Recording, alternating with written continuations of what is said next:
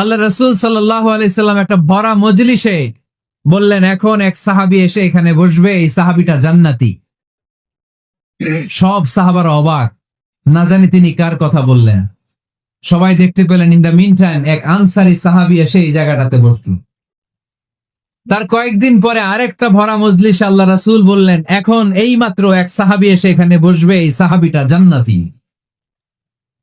ঠিক ওই দিনও ওই আনসারী সাহাবীটা এসে ওইখানে বসেছে। আবার কয়েকদিন পরে আল্লাহ রাসূল সাল্লাল্লাহু আলাইহি ওয়াসাল্লাম বললেন, এই মুহূর্তে এই মজলিসে এমন এক সাহাবী ঢুকবে, এই সাহাবীটা জান্নাতি। সবাই খেয়াল করে দেখলো, ওই যে আনসারী সাহাবীর কথা রাসূল সাল্লাল্লাহু আলাইহি ওয়াসাল্লাম আগে বলেছিলেন, ওই সাহাবী এসে ইন দ্য মিন টাইম ওই জায়গায় বসেছে। চিল্লায় পড়েন সুবহানাল্লাহ। সব সাহাবীরা অবাক হয়ে গেলেন। ঘটনা কি? কি এমন গোপন আমল করে এই সাহাবী, যে গোপন আমলের কারণে তিনটা ভরা মজলিসে বিশ্বনবী এই সাহাবীকে বললেন জান্নাতি। সাইয়েদনা আব্দুল্লাহ ইবনে আমর ইবনুল আস গোপন তথ্য বের করার জন্য ওই সাহাবীর বাড়িতে চলে যেয়ে সাহাবীকে সালাম দিয়ে বললেন, ও আনসারী সাহাবী, আমার বাবার সাথে আমার ঝগড়া হয়েছে, আমি 3 দিনের জন্য তোমার বাড়িতে মেহমান হতে চাই। কয়দিনের জন্য? 3 দিন। ওই আনসারী সাহাবী বলল, আহলান ওয়া সাহলান, খুশামদেদ, আপনি আমার মেহমান হবেন, এটা তো আমার সৌভাগ্য। আসেন, থাকেন, এই ঘরে আমি থাকি, এই ঘরটা ফাঁকা, আপনি এখানে থাকেন। এবার আব্দুল্লাহ ইবনে আমর ইবনুল আস খেয়াল করলেন কোন গোপন আমল করে কিনা, কোন নেক আমল আছে কিনা এই সাহাবীর, যে কারণে তিনবার বিশ্বনবী সাহাবীরে জান্নাতি বলেছে।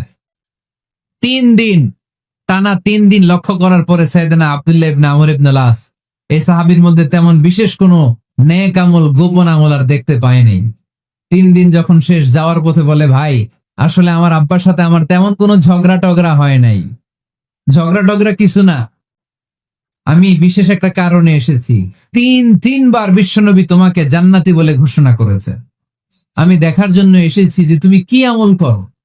কিন্তু আমি তো বিশেষ কোনো আমল দেখলাম না। নামাজের সময় নামাজ পড়ো, তাহাজ্জুদের সময় তাহাজ্জুদ পড়ো, কোরআন তেলাওয়াতের সময় কোরআন তেলাওয়াত করো, আমি যা ইবাদত করি তাই তো করো, বরং আমার চেয়ে আরো কম করো। কি এমন তোমার আমল যে আমলের কারণে বিশ্বনবী তোমারে জান্নাতি বলেছে? সাহাবীটাকে বলে, আব্দুল্লাহ, আমার জীবনে বিশেষ কোনো আমল নাই, এমন কোন আমল আমি আমার জীবনে করি নাই যে আমলের কারণে বিশ্বনবী আমারে জান্নাতি বলে ঘোষণা দিতে পারে।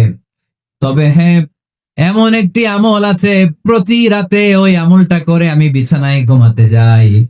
প্রতি রাতে এশার নামাজের পরে আমি যখন আমার বিছানায় ঘুমাতে যাই, আমি আমার অন্তরে কারো ব্যাপারে কোনো ঘৃণা, কোনো ক্ষোভ আমার অন্তরে পুষে রাখি না। কোনো ক্ষোভ, কোনো ঘৃণা, কোনো হিংসা, কারো ব্যাপারে অহংকার, জেলাসি, এগুলো অন্তরে নিয়ে আমি ঘুমাই না। আমি যখন ঘুমাতে যাই, আমি সবাইরে ক্ষমা করে দিয়ে, মাফ করে দিয়ে ঘুমাতে চলে যাই। হয়তো এই আমলটা আল্লাহ তাআলার কাছে অত্যন্ত প্রিয় হতে পারে, এই কারণেই হয়তো বিশ্বনবী আমাকে জান্নাতি বলে ঘোষণা করেছে। চিল্লায় পড়তে হবে আল্লাহু আকবার। এজন্য রাতের বেলায় যখন বিছানায় যান, সব ভুলে যান।